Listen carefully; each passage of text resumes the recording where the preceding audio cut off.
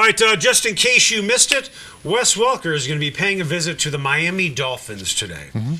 Knowing his concussion history, if you were Wes Welker, would you still continue to play? I am not a doctor. I haven't even graduated first level of college, much less medical school. I never considered you smart to begin with, having not known before the show you did not have your college diploma. But I did pay attention when doctors and trainers were talking. Okay. So I consider myself to have what I call a junior associate's degree. Okay. Of head trauma. So, yeah, so whenever something happens to one of my family members, I'm able to diagnose it. And when we go to the doctor, and the doctor verifies my diagnosis. There you go.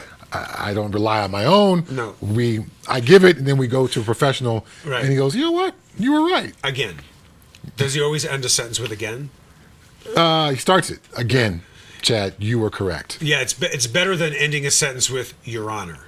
Or, again, you were wrong. Right. Right. So, there you go. But if I'm Wes Welker, would I keep playing? If I can be medically cleared, and I still love the game, and I feel as if I can protect myself, I'm going to keep playing the game. You're going to be medically cleared. Not necessarily. Yes, you are. No. There's certain doctors. I had a doctor come to me in my 8th season in the league and says, you know what? You need to think about retiring. You've had, a number of concussions, and they've gotten more severe as time has gone on. The Seattle Seahawks flew me out to Annapolis where they test the pilots and put me through what was at that time the most advanced concussion testing available. I was medically cleared. From that point on, I started to change my style of play to try to protect my head, and I ended up playing 7 more years. Okay. I have no idea what the future will hold, knock on wood. Hopefully everything will be okay.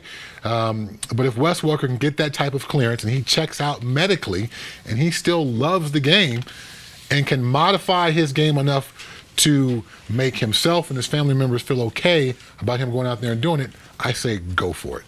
Honestly, I'm not a doctor. We know this. Okay, but I have a lot of relatives who are, no stereotype there. Okay? That's low-hanging fruit. It is Oh, you have some lawyers in your background as well?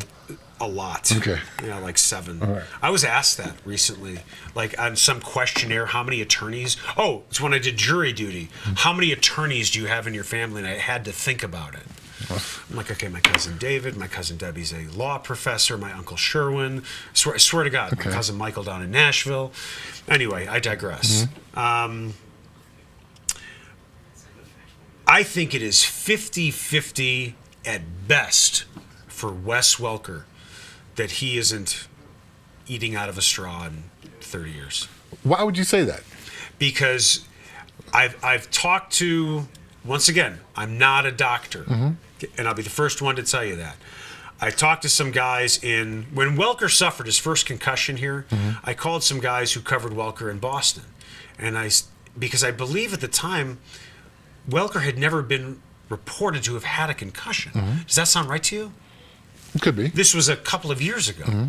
I said, did it look like this guy was dinged up a lot? I'm like, oh my God, he got shots to the head all the time. Okay? But, even when Welker was playing for the Patriots, the NFL wasn't taking it as seriously. He got crunched so many times here as well. And I know you're looking at me like, Eric, you're crazy. If he wants to play and potentially, eat through a straw, that's fine. He can do that. But how much more money do you need to make? I mean, why are you putting your wife in that position where she has to take care of you, which she might have to take care of you anyway? Why would you do that? Why don't you think about your family first? If you don't have enough money in the bank and you have to play, that's one thing. What about the love of the game? What about the love of your family? So we're going to take a couple of isolated incidences. There's nothing isolated about the concussions he has suffered, and No. A couple of So how many players have played in the NFL at this point? How many current former players are alive? Over 10,000. So to point to 3 or 4 guys or 10 guys, a very small sample size, and say this is Wes Welker's future, as opposed to the 9,980 other guys who are walking around in just fine, maybe some other football injuries, and say that's his future as opposed to these guys, that's a leap too far for me to take. as a person who hit people with his face for a living. Right. I was a linebacker. But there's a difference, Chad. What? The difference is this. You said you changed your game, right? Yeah. You changed how you hit people. No one's going to change their game how they hit Welker. He can change his game. How? He's going to go over the middle and someone is going to go headhunting. At some point, discretion can become the better part of valor. Right. And he needs to recognize that. Right. He needs to have some form of self-protection. So to what I said is if he feels if he can go out there and protect himself, right, he should still play. If you feel like you can't go out there and protect yourself, then you should no longer play, whether it's a knee, an ankle, or a head.